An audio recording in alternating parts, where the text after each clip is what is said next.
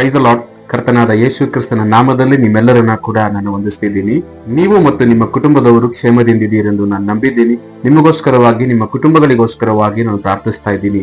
ನೀವುಗಳು ಕೂಡ ನನಗಾಗಿ, ನನ್ನ ಕುಟುಂಬಕ್ಕಾಗಿ, ನನ್ನ ಸೇವೆಗಾಗಿ ಪ್ರಾರ್ಥನೆ ಮಾಡಿಕೊಳ್ಳಿರಿ. ನಾವು ದೇವರ ವಾಕ್ಯಕ್ಕೆ ಹೋಗೋಣ, ಓದೋಣ. 2 ಅರಸುಗಳ ಪುಸ್ತಕ 5ನೇ ಅಧ್ಯಾಯ 3ನೇ ವಚನ. ಆಕೆಯು ಒಂದು ದಿವಸ ತನ್ನ ಯಜಮಾನಿಗೆ, ನಮ್ಮ ದಣಿಯು ಸಮಾರ್ಯದಲ್ಲಿರುವ ಪ್ರವಾದಿಯ ಹತ್ತಿರ ಇರುತ್ತಿದ್ದರೆ ಎಷ್ಟೋ ಒಳ್ಳೆಯದಾಗುತ್ತಿತ್ತು, ಅವನು ಇವನನ್ನು ಕುಷ್ಠರೋಗದಿಂದ ವಾಸಿ ಮಾಡುತ್ತಿದ್ದನು ಎಂದು ಹೇಳಿದಳು. ನಾವು ಓದಿದಂತ ಈ ವಾಕ್ಯ ಭಾಗ ಅನ್ನುವಂಥದ್ದು 2 ಅರಸುಗಳ ಪುಸ್ತಕ 5ನೇ ಅಧ್ಯಾಯ ಪೂರ್ತಿ ಒಂದು ಘಟನೆಯ ಕುರಿತಾಗಿ ಬರೆಯಲ್ಪಟ್ಟಿದೆ. ಇದನ್ನ ಓದಿರುವಂತವರು ನಿಮಗೆ ಚೆನ್ನಾಗಿ ತಿಳಿದಿರಬಹುದು. ಒಂದು ವೇಳೆ ನೀವು ಓದದಿದ್ದರೂ ಕೂಡ ಸಂಕ್ಷಿಪ್ತವಾಗಿ ಆ ಘಟನೆಯನ್ನ ವಿವರಿಸಿ ಅದರಿಂದ ನಾವು ಏನನ್ನ ಕಲಿಯಬಹುದು ಅನ್ನೋದರ ಕುರಿತಾಗಿ ನಿಮ್ಮ ಮಧ್ಯದಲ್ಲಿ ಮಾತಾಡಲಿದ್ದೇನೆ. ಈ ವಾಕ್ಯ ಭಾಗದಲ್ಲಿ ಆರಾಮ್ಯರ ಅರಸನಿಗೆ ನಾಮಾನ್ ಎಂಬ ಒಬ್ಬ ಸೇನಾಧಿಪತಿ ಇರ್ತಾನೆ. ಈ ನಾಮಾನನ ಬಗ್ಗೆ ನಾವು ನೋಡುವುದಾದರೆ, ಈತನು ಮಹಾಪುರುಷನು, ಸನ್ಮಾನ ಯೋಗ್ಯನು ಮತ್ತು ಪರಾಕ್ರಮಶಾಲಿ ಎಂಬ ಹೆಸರನ್ನು ಹೊಂದಿಕೊಂಡಿದ್ದನು. ಆದರೆ ಈತನಲ್ಲಿ ಒಂದು ಕೊರತೆ ಇತ್ತು. ಆ ಕೊರತೆ ಏನೆಂದರೆ ಕುಷ್ಠರೋಗ. ಇಂತಹ ದೊಡ್ಡ ಪರಾಕ್ರಮಶಾಲಿಯಲ್ಲಿ ಈ ಕುಷ್ಠರೋಗ ಹೆಚ್ಚಾಗಿ ಕಾಡುತ್ತಿತ್ತು. ಒಂದಾನೊಂದು ದಿನ ಈತನು ಇಸ್ರಾಯೇಲ್ ದೇಶದ ಮೇಲೆ ಸುಲಿಗೆಗೆ ಎಂದು ಹೋದಾಗ ಒಬ್ಬ ಹುಡುಗಿಯನ್ನ ಹಿಡಿದುಕೊಂಡು ಬಂದು ತಮ್ಮ ಮನೆಯಲ್ಲಿ ಸೇವೆಗೆಂದು ಇಟ್ಟುಕೊಂಡಿರುತ್ತಾರೆ. ಆ ಹುಡುಗಿ ಒಂದು ದಿವಸ ಆತನ ಜೊತೆಗೆ ಮಾತನಾಡಿ, ನೀವು ಏನಾದರೂ ನಮ್ಮ ಪಟ್ಟಣದಲ್ಲಿ ಇದ್ದಿದ್ದರೆ ನಮ್ಮ ದೈವ ಮನುಷ್ಯನು ನಿಮ್ಮನ್ನ ಈ ಕುಷ್ಠರೋಗದಿಂದ ಬಿಡಿಸುತ್ತಿದ್ದನು ಎಂಬುದಾಗಿ ಆತನ ಜೊತೆಗೆ ತಿಳಿಸಿದಾಗ, ಆತನು ಅದನ್ನ ಕೇಳಿದೊಡನೆ ತನ್ನ ಅರಸನ ಬಳಿಗೆ ಹೋಗಿ ಈ ಹುಡುಗಿ ಹೇಳಿದಂತಹ ಸರ್ವ ವಿಷಯವನ್ನು ಅರಸನ ಮುಂದೆ ತಿಳಿಸ್ತಾನೆ. ಆಗ ಆರಾಮ್ಯರ ಅರಸನು ಒಂದು ಪತ್ರವನ್ನು ಬರೆದು ಇದನ್ನ ತೆಗೆದುಕೊಂಡು ಹೋಗಿ ಇಸ್ರಾಯೇಲರ ಅರಸನ ಬಳಿಗೆ ಕೊಡಬೇಕು ಎಂಬುದಾಗಿ ತಿಳಿಸ್ತಾನೆ. ಇಸ್ರಾಯೇಲರ ಅರಸನು ಅದನ್ನ ಓದಿದ ತಕ್ಷಣ ತನ್ನ ಬಟ್ಟೆಗಳನ್ನ ಹರಿದುಕೊಂಡು ಗೋಳಾಡ್ತಾನೆ. ಯಾಕೆ ಅಂತಂದ್ರೆ, ಈ ನಾಮಾನನು ಬಂದಿರುವಂತದ್ದು ಕುಷ್ಠರೋಗವನ್ನ ವಾಸಿ ಮಾಡಬೇಕೆಂಬುದಾಗಿ. ಆದರೆ ಈತನು ನಾನು ಎಲ್ಲಿಂದ ಹೋಗಿ ಈ ರೋಗವನ್ನು ವಾಸಿ ಮಾಡಲಿ ಎಂಬುದಾಗಿ ಅಳುತ್ತಿರುವಾಗ ಇಂತಹ ಒಂದು ಗೋಳಾಟ ಇಲ್ಲಿ ನಡೆಯುತ್ತಿರುವುದು ದೇವ ಮನುಷ್ಯನಾದ ಎಲಿಷನಿಗೆ ಗೊತ್ತಾಗುತ್ತೆ.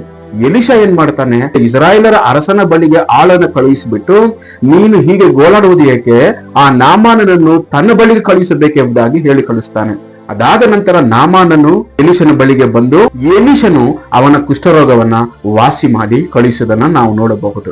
ಆದರೆ ಈ ವಾಕ್ಯ ಭಾಗದಿಂದ ನಾವು ಕಲಿಯುವುದು ಏನು? ದೇವರು ನಮ್ಮ ಜೊತೆಗೆ ಮಾತಾಡುವ ವಿಷಯಗಳು ಯಾವುದು? ಒಬ್ಬೊಬ್ಬರ ಮೂಲಕವಾಗಿ ಒಂದೊಂದು ಸತ್ಯವನ್ನ ದೇವರು ಮಾತಾಡಬಹುದು. ಆದರೆ ಈ ದಿನದಲ್ಲಿ ದೇವರು ಏನನ್ನು ಮಾತಾಡಲಿದ್ದಾರೆ ಅನ್ನುವುದನ್ನ ನಾವು ಕೇಳೋಣ. ಮೊದಲನೆಯದಾಗಿ, ಸರಿಯಾದ ಸ್ಥಳಕ್ಕೆ ಹೋಗುವುದು ಬಹಳ ಪ್ರಾಮುಖ್ಯವಾದದ್ದು. ನಾವು ಈ ಜಗತ್ತಿನಲ್ಲಿ ನೋಡುವಾಗ ಪ್ರತಿಯೊಬ್ಬರಿಗೂ ಒಂದೊಂದು ರೀತಿಯಾದಂತಹ ಸಮಸ್ಯೆಗಳಿದೆ. ಆ ಸಮಸ್ಯೆಗಳಿಗೆ ತಕ್ಕಂತ ಪರಿಹಾರ ಸಿಗುವಂತ ಸ್ಥಳಕ್ಕೆ ನಾವು ಹೋಗುವುದು ಬಹಳ ಅವಶ್ಯಕವಾದದ್ದು. ಇಲ್ಲದಿದ್ದರೆ ಆ ಸಮಸ್ಯೆಯು ಪರಿಹಾರವಾಗುವುದಿಲ್ಲ. ಆ ಹುಡುಗಿಯು ನಾಮಾನನನ್ನ ತನ್ನ ದೇಶದ ದೇವ ಮನುಷ್ಯನ ಬಳಿಗೆ ಹೋಗುವುದಕ್ಕೆ ಹೇಳಿದರೆ, ನಾಮಾನನು ಇಸ್ರಾಯೇಲ್ ದೇಶದ ಅರಸನ ಬಳಿಗೆ ಹೋಗಿ ನಿಂತ್ಕೊಳ್ತಾನೆ. ನೋಡಿ, ನಮ್ಮೆಲ್ಲರಿಗೂ ಕೂಡ ಸಮಸ್ಯೆಗಳಿದೆ. ನಮ್ಮ ತಲೆಗೆ ಏನಾದ್ರೂ ತೊಂದರೆ ಆದ್ರೆ ಅದಕ್ಕೆ ಸಂಬಂಧಪಟ್ಟ ವೈದ್ಯರ ಬಳಿಗೆ ಹೋಗಬೇಕಾಗುತ್ತೆ. ನಮ್ಮ ಹೊಟ್ಟೆಯಲ್ಲಿ ತೊಂದರೆ ಉಂಟಾದರೆ ಅದಕ್ಕೆ ಸಂಬಂಧಪಟ್ಟಂತ ವೈದ್ಯರ ಬಳಿಗೆ ಹೋಗ್ಬೇಕಾಗತ್ತೆ. ನಾವು ತಲೆ ಕೆಳಗಾಗಿ ಹೋಗಿ ಯಾರ ಬಳಿಯಲ್ಲಿ ಕೂಡ ಟ್ರೀಟ್ಮೆಂಟ್ ತೆಗೆದುಕೊಳ್ಳಕ್ ಆಗುವುದಿಲ್ಲ. ಯೇಸು ಸ್ವಾಮಿ ಹೇಳ್ತಾರೆ, ಮತ್ತಾಯ 11ನೇ ಅಧ್ಯಾಯ 28ನೇ ವಚನದಲ್ಲಿ, ಎಲೆ ಕಷ್ಟಪಡುವವರೇ, ಹೊರ ಹೊತ್ತವರೇ, ನೀವೆಲ್ಲರೂ ನನ್ನ ಬಳಿಗೆ ಬನ್ನಿರಿ ಎಂಬುದಾಗಿ. ಎಂತಹ ಸಮಸ್ಯೆ ಆಗಿದ್ದರೂ ಸರಿ, ಒಂದು ವೇಳೆ ಶರೀರದಲ್ಲಿ ಅನಾರೋಗ್ಯವಾಗಿರಬಹುದು, ಆರ್ಥಿಕವಾದ ಕೊರತೆಯಲ್ಲಿರಬಹುದು, ಅಥವಾ ಜೀವನದಲ್ಲಿ ಫ್ಯೂಚರ್ ಕುರಿತಾದಂತಹ ಪ್ರಶ್ನೆಗಳನ್ನು ಒಳಗೊಂಡಿರಬಹುದು. ಅದು ಎಂತಹ ಒಂದು ಪ್ರಶ್ನೆಗಳು, ಸಮಸ್ಯೆಗಳಲ್ಲಿ ನಾವು ಬಿದ್ದಿದ್ರೂ ಕೂಡ ಸರಿಯಾದ ಸ್ಥಳಕ್ಕೆ ಹೋಗಬೇಕು. ಆ ಸರಿಯಾದ ಸ್ಥಳ ಯಾವುದೆಂದರೆ ಯೇಸು ಸ್ವಾಮಿ. ಹಾಗೆ ನಾಮಾನನು ಸರಿಯಾದ ಬಳಿಗೆ ಹೋಗದೆ ಅವನು ಅರಸನ ಬಳಿಗೆ ಹೋಗಿ ನಿಂತುಕೊಂಡ. ಅದಾದ ನಂತರ ಅರಸನಿಂದ ಯಾವುದು ಮಾಡಕ್ಕಾಗ್ಲಿಲ್ಲ. ಅರಸನ ಕಡೆಯಿಂದ ದೇವರ ಕಡೆಗೆ ಬಂದಾಗ ಅವನಿಗೆ ಬಿಡುಗಡೆ ಆಯಿತು. ಎರಡನೆಯದಾಗಿ, ನಾವು ದೇವರ ಬಳಿಗೆ ಏನೋ ಬರ್ತೀವಿ, ಆದರೆ ನಾವು ಯೋಚಿಸುವಂತೆ ಆಗಬೇಕು ಅನ್ನುವುದು ತಪ್ಪಾಗತ್ತೆ. ನಾಮಾನನು ಎಲಿಷನ ಬಳಿಗೆ ಬಂದು ಅವನ ಹೃದಯದಲ್ಲಿ ಇದ್ದಿದ್ದು ಏನು? ಈ ಎಲಿಷನು ತನ್ನ ಬಳಿಗೆ ಬಂದು ಯೆಹೋವನ ಹೆಸರು ಹೇಳಿ ತನ್ನ ಕೈ ಆಡಿಸಿ ತನ್ನ ಕುಷ್ಠರೋಗವನ್ನು ಸ್ವಸ್ಥ ಮಾಡುವನೆಂದು ನೋಡಿದ. ಆದರೆ ಎಲಿಷಾ ಏನ್ ಮಾಡದ, ಯೋರ್ದಾನ್ ಹೊಳೆಯಲ್ಲಿ 7 ಬಾರಿ ಮುಳುಗಿ ಎದ್ದು ಬರಬೇಕು ಎಂಬುದಾಗಿ ತಿಳಿಸಿದ. ಇದು ನಾಮನನಿಗೆ ಬಹು ಕೋಪವನ್ನುಂಟು ಮಾಡಿತ್ತು. ಯೆಶಾಯನು ಬರೆದ ಪ್ರವಾದನೆ ಗ್ರಂಥ 55ನೇ ಅಧ್ಯಾಯ 8ನೇ ವಚನದಲ್ಲಿ ಬರೆಯಲ್ಪಟ್ಟಿದೆ, ನಿಮ್ಮ ಆಲೋಚನೆಗಳು ನನ್ನ ಆಲೋಚನೆಗಳಲ್ಲ, ನನ್ನ ಆಲೋಚನೆಗಳು ನಿಮ್ಮ ಆಲೋಚನೆಗಳಲ್ಲ. ದೇವರ ಬಳಿಗೆ ಹೋದಾಗ ದೇವರು ಯಾವುದಾದರೂ ಒಂದು ರೀತಿಯಲ್ಲಿ ನಮಗೆ ಖಂಡಿತ ಅದ್ಭುತ ಮಾಡ್ತಾರೆ.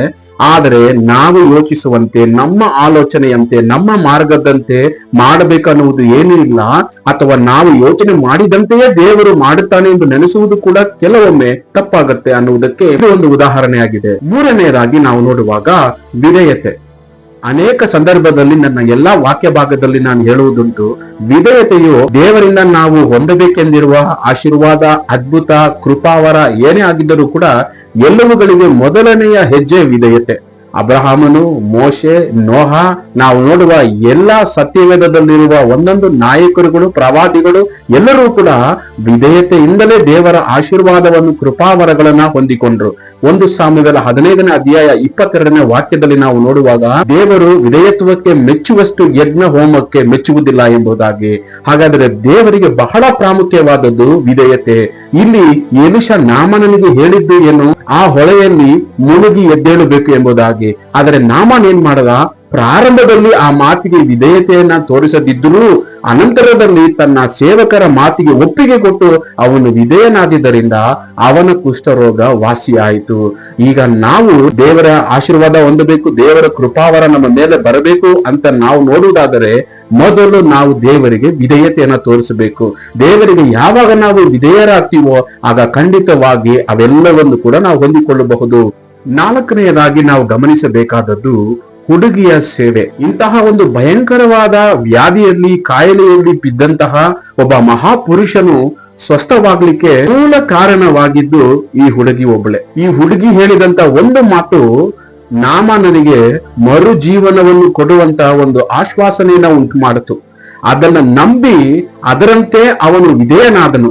ನಾವು ಕೂಡ ಅನೇಕ ಸಂದರ್ಭದಲ್ಲಿ ಯೇಸುವಿನ ಕುರಿತಾಗಿ, ಯೇಸುವಿನಿಂದ ಹೊಂದಬಹುದಾದಂತ ಆಶೀರ್ವಾದಗಳ ಕುರಿತಾಗಿ, ಕೃಪಾವರಗಳ ಕುರಿತಾಗಿ ಮಾತಾಡುವುದಕ್ಕೆ ನಾಚಿಕೊಳ್ತೀವಿ. ಆದರೆ ಕ್ರಿಸ್ತನಿಗಾಗಿ ನಾಚಿಕೆ ಪಡೆದೆ ನಾವು ಮಾತಾಡುವಾಗ ಖಂಡಿತವಾಗಿ ಇಲ್ಲಿ ಆದಂತ ಅದ್ಭುತಗಳು ನಮ್ಮ ಮೂಲಕವಾಗಿ ಕರ್ತನು ಮಾಡುವುದಕ್ಕೆ ಶಕ್ತರಾಗಿದ್ದಾರೆ. ಆ ಹುಡುಗಿ ಮಾಡಿದ ಆ ಸೇವೆಯ ನಿಮಿತ್ತವಾಗಿ ಏನಾಯಿತು? 5ನೇ ಅಧ್ಯಾಯ 15ನೇ ವಚನವನ್ನ ನಾವು ಓದುವಾಗ, ಈ ಮಹಾಪುರುಷನಾದ ನಾಮಾನನು ಇಸ್ರಾಯೇಲ್ ದೇವರುಗಳಂತೆ ಬೇರೆ ದೇವರುಗಳೇ ಈ ಲೋಕದಲ್ಲಿ ಇಲ್ಲ ಎಂಬುದಾಗಿ ಅರಿಕೆ ಮಾಡಿಕೊಂಡು ಇನ್ನು ಮುಂದಿನ ದಿನಗಳಲ್ಲಿ ಯೆಹೋವನಿಗೆ ನಾನು ಯಜ್ಞವನ್ನು ಸಮರ್ಪಿಸುತ್ತೇನೆ ಎಂಬ ಅರಿಕೆಯನ್ನ ದೇವರ ಮನುಷ್ಯನ ಮುಂದೆ ಹೇಳಿ ಅಲ್ಲಿಂದ ಹೋಗುವುದನ್ನು ನಾವು ನೋಡಬಹುದು. ನಾವು ಈ ದಿನಗಳಲ್ಲಿ ಈ ಹುಡುಗಿಯಂತೆ ದೇವರ ಕುರಿತಾಗಿ ದೇವರ ಸತ್ಯವನ್ನು ಸಾರುತ್ತಿದ್ದೇವಾ? ನಾವು ಸಾರದೇ ಇರುವವರೆಗೂ ಮನುಷ್ಯನು ಯಾರು ಕೇಳುವುದಕ್ಕಾಗುವುದಿಲ್ಲ, ಯಾವ ಮನುಷ್ಯರಿಗೂ ಕೂಡ ಸಾರಲ್ಪಡುವುದಿಲ್ಲ. ನಾವು ಸಾರುವಾಗ ಅಲ್ಲಿ ಬಿಡುಗಡೆಯಾಗತ್ತೆ. ಈ ಲೋಕದಲ್ಲಿ ಹುಟ್ಟುವ ಎಲ್ಲಾ ಮನುಷ್ಯರಿಗೂ ಒಂದಲ್ಲ ಒಂದು ಸಮಸ್ಯೆ ಇದೆ. ಅವರು ರಾಜರಾಗಿರಬಹುದು, ಅವರು ಅಧಿಕಾರಿಗಳಾಗಿರಬಹುದು, ಅವರು ನಾಯಕರುಗಳಾಗಿರಬಹುದು, ಅವರು ಬಲಿಷ್ಠರಾಗಿರಬಹುದು, ಪ್ರತಿಯೊಬ್ಬರಲ್ಲಿಯೂ ಕೂಡ ಅವರು ಬಡವರಾಗಿರಬಹುದು, ಅವರು ದಿಕ್ಕಿಲ್ಲದವರಾಗಿರಬಹುದು, ಎಲ್ಲರಲ್ಲಿಯೂ ಕೂಡ ಒಂದು ಕೊರಗು, ಒಂದು ಸಮಸ್ಯೆ ಇದ್ದೇ ಇರುತ್ತೆ. ಈತನು ಒಬ್ಬ ಪರಾಕ್ರಮಶಾಲಿ ಆಗಿದ್ದು, ಒಬ್ಬ ಸೈನ್ಯಕ್ಕೆ ನಾಯಕನಾಗಿದ್ದು, ಅರಸನ ಎಲ್ಲ ಹೊಗಳಿಕೆಗೆ ಪಾತ್ರನಾಗಿದ್ರು ಕೂಡ ಈತನಲ್ಲಿಯೂ ಕೂಡ ಒಂದು ಕೊರತೆ ಇತ್ತು. ಹಾಗೆ ಅನೇಕರನ್ನ ನಾವು ನೋಡ್ತೀವಿ. ಯೇಸು ಸ್ವಾಮಿ ಬಳಿಗೆ ಬಂದಂತ ಪ್ರತಿಯೊಬ್ಬರಲ್ಲಿಯೂ ಒಂದೊಂದು ಕೊರತೆ. ಈ ಲೋಕದಲ್ಲಿಯೂ ಅನೇಕರು ಅನೇಕ ರೀತಿಯಾದಂತ ಕೊರತೆಗಳು ನಾವು ಬಿದ್ದಿದ್ದೀವಿ.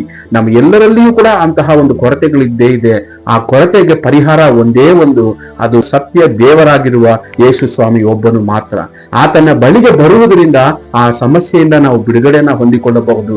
ಒಂದು ವೇಳೆ ನಾಮಾನನು ಹಠ ಹಿಡಿದುಕೊಂಡು ಆ ಹುಡುಗಿ ಹೇಳಿದ್ದನ್ನ ಕೇಳದೆ, ಎಲಿಷಾ ಹೇಳಿದ್ದನ್ನ ಮಾಡದೆ ಅವನು ಹಿಂತಿರುಗಿ ಹೋಗಿದರೆ ಅವನ ಕುಷ್ಠರೋಗ ಅವನನ್ನು ಬಿಟ್ಟು ಹೋಗುತ್ತಿರಲಿಲ್ಲ.